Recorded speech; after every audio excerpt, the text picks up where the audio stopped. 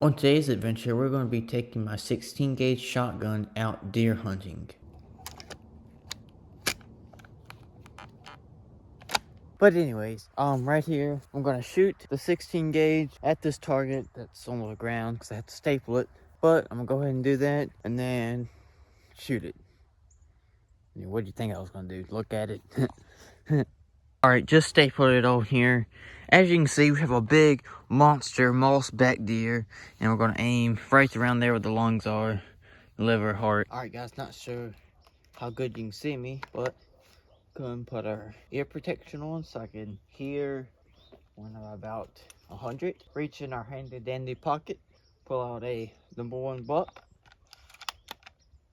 I really didn't have to do that, but guess I'll just cycle it. This is my Browning A5 16 gauge, as you can see from the purple shell. Rack one in there and go ahead and shoot the target.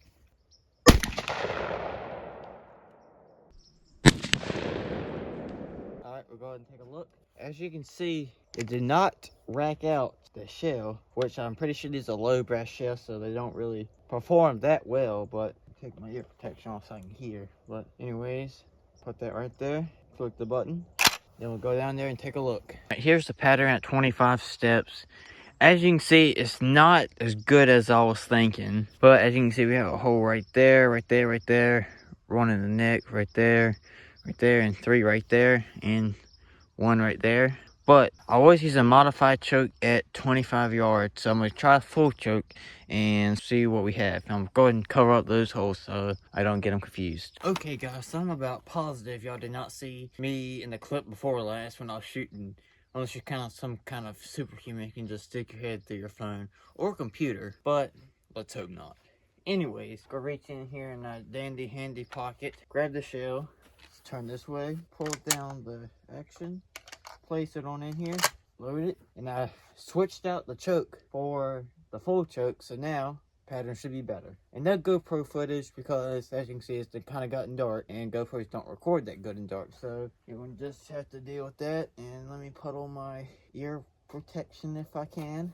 Things are so tight. Alright, I got my ear protection on. I can still kind of see the target. I'm going to actually sit down this ledge sled so I can just kind of get more stable, because in the stands I'm going to be using our shooting rail, so it's kind of the same thing, but just kind of steadying myself a little bit on it. I'm not actually going to use it, but once again, do not eject the shell. But if I hit it like I want to, the deer's just going to drop, like they always do on this channel. Go ahead and close the action.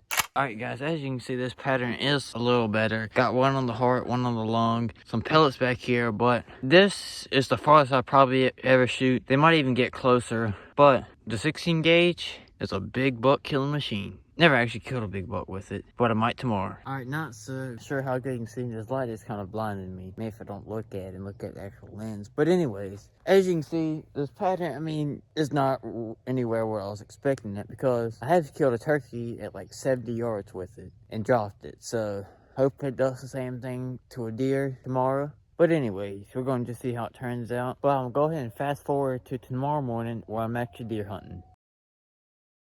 Alright guys, let's just walk into the stand, and no, it's not the next morning. It's like 2 days after I recorded and shot this gun. As you can see, at the A5 16 gauge. But as I was walking to the stand, boom, that's a pretty fresh buck scrape. It's got some pine needles in it, as you can see, but you can see that maybe, well, kind of looks like a little buck print, but hopefully it's a big one back here. So, a little ways to walk.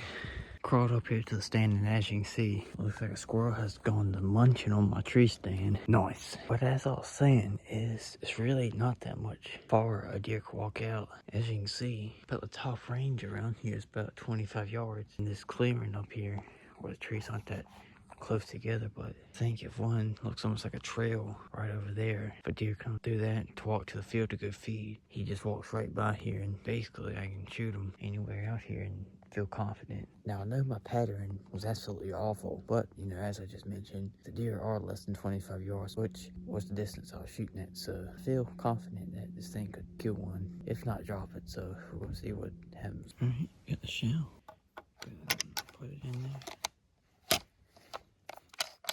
On this hunt, we got skunked. I think the only interesting thing we saw was this woodpecker pecking at this tree.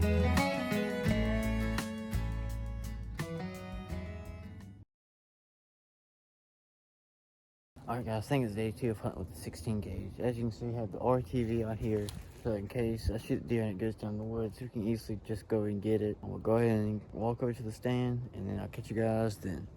Alright guys, just got to the stand.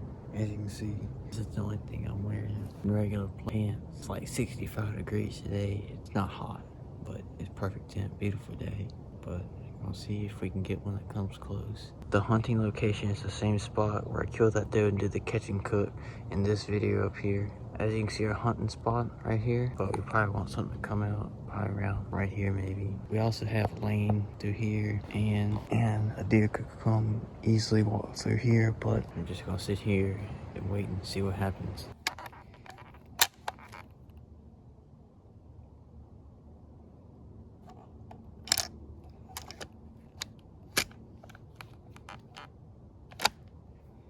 The second hunt was a little bit better. We saw this stubborn deer feeding along the edge for about 20 minutes.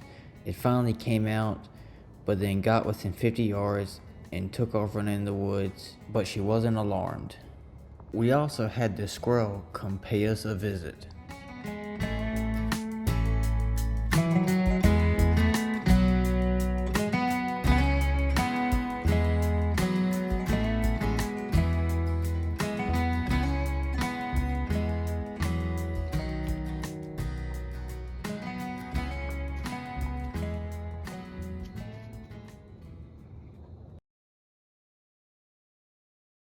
Alright guys, I think this is day 4 of hunting with the 16 gauge. As you can see, I have it right here. We're also hunting yet again out of the Kubota RTV. See you guys when I get to the stand.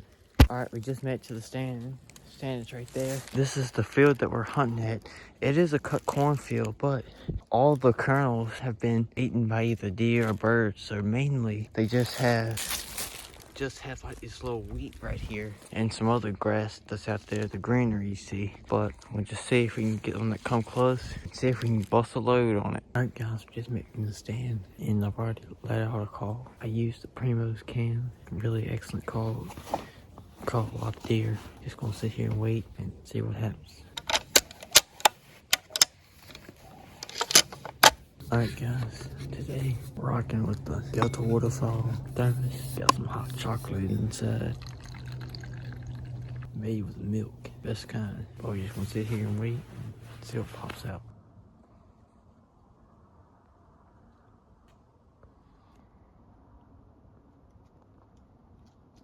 We have yet again another stubborn deer feeding just out of range. The question is, will she keep on her line or will she turn towards us where we can take the shot?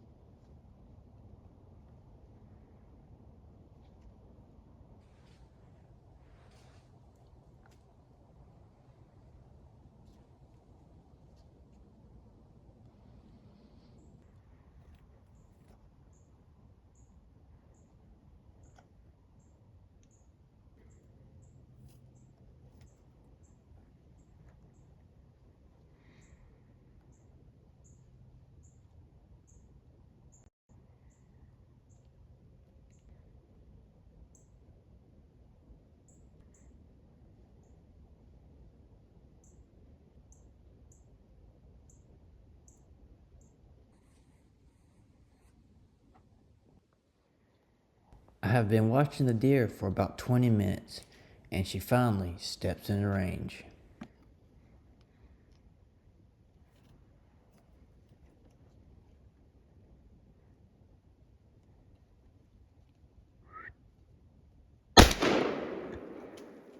Well, I think we got our answer to our question. And with that, the 16 gauge certified killing machine. Gonna wait a few minutes, about 5 o'clock, about 40 degrees, and I think it's like a yearling deer. I don't think it's a button bug, but doesn't mean that it isn't. And I could probably hear, or maybe not, I'm not sure, but the squirrels were just running wild in there, making tons of noise, and for a minute I thought I had deer all around me, but I think it was just squirrels. But alright guys, I literally have 2 deer around the deer I just shot, and another one just ran out. As you can see, they were just looking at the deer.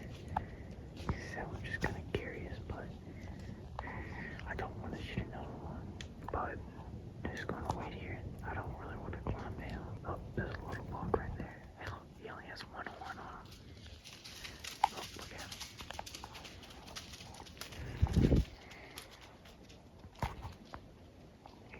Deer's already shed his horn. He's chasing them does. Hopefully he might just chase them on, I'm not sure, but I might have to do a squirrel hunt video. Seems like every time we go deer hunt, we've heard about squirrels, so I'll sit here a few more minutes. Might just scare the deer out the field, but I really don't want to do that. I'm finally just feeling out the deer looking at me. Or looking over here, you know what I mean? I think one deer's looking at the screen. Oh, I might just put it down. That's the deer out there. There's the deer just shot. Alright, here's the deer. That's my foot for comparison. The stand is right there on that tree, but just confirmed it is a doe, so I'm gonna go ahead and tag it, and then bring the Kubota over here and load it up. Okay guys, as you can see, deer's right there.